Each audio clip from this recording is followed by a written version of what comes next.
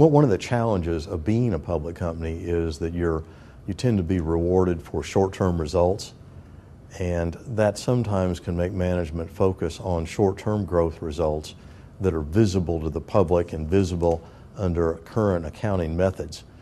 But that doesn't necessarily always produce the best long-term results.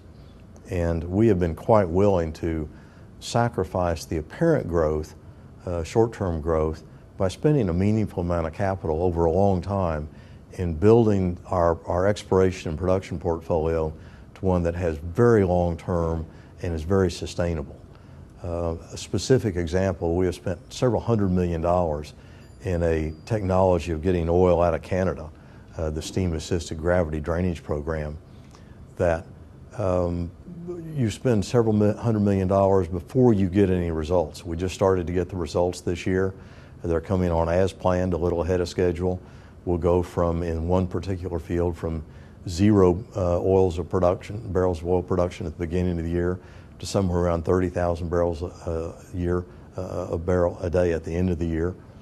And that'll be sustainable at that level for 20 or 30 years. So a very attractive long-term project, but you have to be willing to spend that money up front to prime the pump. And as you're doing that, it can make your short-term results look bad.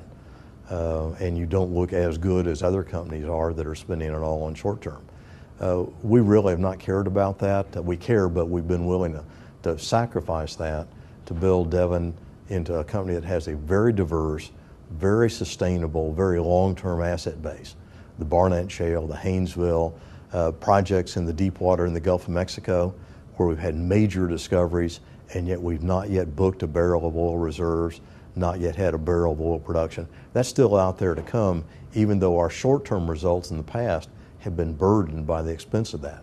So we're very excited about where we have Devon at the moment.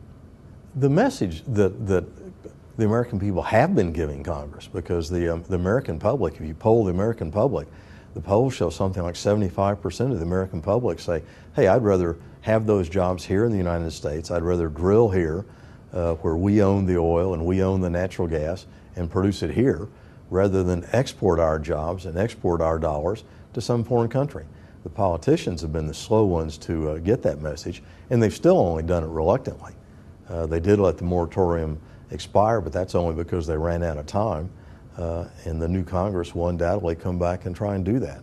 The message is a simple one. We do have the energy here in the United States, both oil and coal and natural gas, lots of natural gas, as well as wind and solar and the other resources, and it's really a crime that we're not allowed to exploit those resources, to make those resources available to the American public. That building is a very long-term project. If it stays on schedule, it'll be a little over 4 years from now before we get it built. So when we think of that building and the employees that we will need to put in that building 4 years from now, we have to think very long-term. And however dire these economic circumstances are that the country's in now, I doubt they'll last 4 years. So we don't really see at this point any change in that program. We think we'll keep building that building as planned. We hope to break ground about November of next year. It'll take us the rest of this year and early next year to get all the final plans in place and the approvals done. And so I think that program will stay on track.